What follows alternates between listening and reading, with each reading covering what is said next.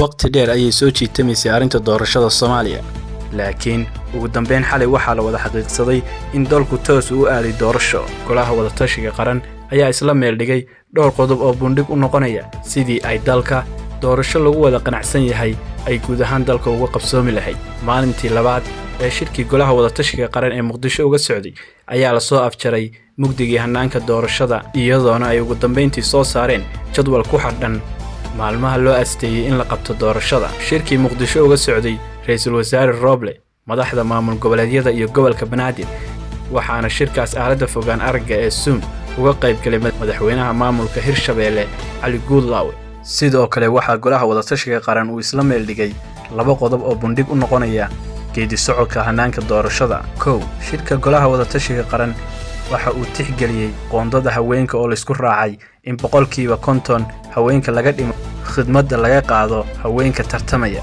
Labo, ra'iisul wasaare Maxamed Xuseen Roble oo ka duuliyay heshiiskii 27 May 2021 ayaa magacaabay guddiga dib u heshiisiinta gobolka Gedo oo aysan ku jirin maamulka Jubbaland. Sidoo kale waxaa guddiga laga soo xulay maamulada Galmudug, Puntland, Hirshabeelle iyo Koonfur Galbeed. Jadwalka doorashada ayaa ahaa mid markii hore ay ka soo wada xaajoodeen ra'iisul wasaare Roble, madaxda maamul goboleedyada iyo gobolka Banaadir, iyadoona la isla afkartay labadii biri ee uu shirku socday jadwalkan. Kow, tababarka iyo doorashada guddoonka guddiyada doorashada ayaa loo qorsheeyay 30 Juun ilaa 5 July 2021. Labo, doorashada aqalka sare ayaa bilaaban doonta 25 July 2021.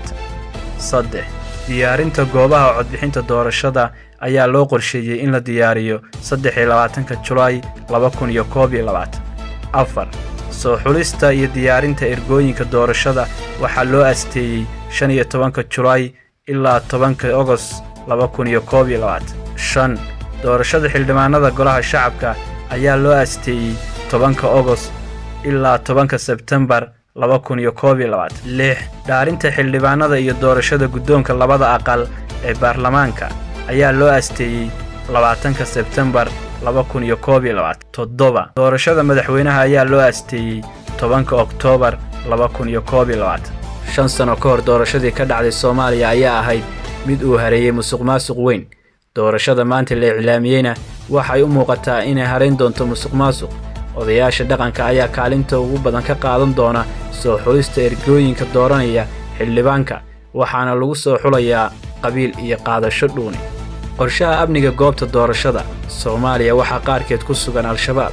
Goobaha loo asteeyay inay doorasho ka dhacdo maamul walba waa 2 goobood oo caasimadu ku jirto. Maamulada Hirshabeelle iyo Koonfur Galbeed waa labada maamul oo kaliya oo dhanka amniga lagu tilmaamay khatar amni dhanka goobaha doorashada loo asteeyay iyadoona ay ku hareeraysan yihiin Al-Shabaab. Maamulka Hirshabeelle waxaa loo asteeyay in doorashada lagu qabto 2 goobo, Jowhar iyo Beledweyne. Jowhar oo ay yaalaan 13 kursi, waxaa dadka reer Jowhar oo beeraley ahi ay la daalaa-dhacay saameynta ay ku reebtay fatahaadii webiga Shabeelle. Dadka deegaankuna xilligan waxa ay u baahan yihiin gargaar dhan walba ah. Doorashada Jowhar ka dhici doonta waxaa macquul ah in lagu kala qaato dhuuni aan rabitaan ku salaysnayn. 25 kursi oo Beledweyne yaalana waxa aan mugdi ku jirin in la boobi karo. Sababta ugu weynna waxaa lagu tilmaamaa khilaaf ka dhan ah beelaha dega iyo kuwa kuraastoodu ay taalo Beledweyne. Beledweyne waxaa maalmihii ugu dambeeyay ka taagnaa khilaaf ka bilowday dhismihii maamulka Hirshabeelle. Dhanka maamulka Koonfur Galbeed oo doorashada loo asteeyay Baydhabo iyo Baraawe. Baydhabo waa goob amnigeeda ay gacanta ku hayaan ciidamada Itoobiya, waana goobaha ugu amniga roon dhanka maamulka Koonfur Galbeed, waxaana ku shaqeeya xukuumadda lafta gareen, waxaana yaala 43 kursi. Baraawe oo 26 kursi yaalaana waxaa laga cabsi qabaa in ay Al-Shabaab soo gasho waqtiga doorashada. Maamulka Jubbaland oo goobaha doorashada loo asteeyay Kismaayo iyo Garbahaari, 27 kursi oo Kismaayo taala. Cabsida ugu weyn ayaa noqon karta marka musuqmaasuqa laga yimaado khilaaf u dhaxeeya beelaha dega iyo beelaha kuraastoodu ay taalo Kismaayo. Beelaha qaar ayaa ka soo horjeeda maamulka Axmed Madoobe. 16 kursi oo Garbahaari taalana waa goobaha laga cabsi qabo in la boobo kuraastaas. Sababta ugu weynna waa Al-Shabaab oo deegaanada ka agdhow iyo khilaaf dhanka beelaha ah oo hoggaanka Jubbaland ka biyadiis. Dhanka dhaqaalaha Soomaaliya maanta dhaqaale ay doorasho ku qabato islama hayso waana sagxadda. dhaqaalaha ugu badanna ee doorashada waxaa bixinaya beesha caalamka. Dhaqaalaha lagu bixiyo doorashada Soomaaliya waxaa macquul ah in qaar la lunsado oo sidii loogu talagalay aan loo maamulin. Xildhibaanada aqalka sare waxaa dooranaya baarlamaanada maamul goboleedyada, iyadoona baarlamaanadaasi ay musharaxiinta lacago fara badan ay ka diiran karaan. Laakiin xildhibaanada aqalka sare ee gobolada waqooyi waa xildhibaanada kaliya oo si cad laaluush lagu kala qaato, maadaama aanay lahayn hannaan doorasho oo maamul hoostaga. dalka oo doorasho u dareeray waxba kama bedelna hanaankii hore ee ergooyinka loo soo xulay, waxaana kaalintoodii dhuuni raac la gaaray odayaasha dhaqanka, guurtida iyo nabadoonnada oo iyagu soo xulay ergooyinka dooranaya xildhibaanka.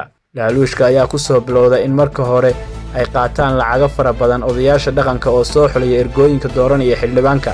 kadib ergada ayaa iyana lagu bixiyaa lacago fara badan si ay u doortaan xildhibaanka lacagta siiyey. dhanka kale xildhibaanada laaluushka labada jeer soo bixiyey waxa uu isagu lacago fara badan ka sii raadsan doonaa doorashada guddoonka baarlamaanka, haba sii darnaatee tan madaxweynaha oo madaxweyne walba uu bixiyo lacago aad u fara badan. maxay kula muuqataa adiga?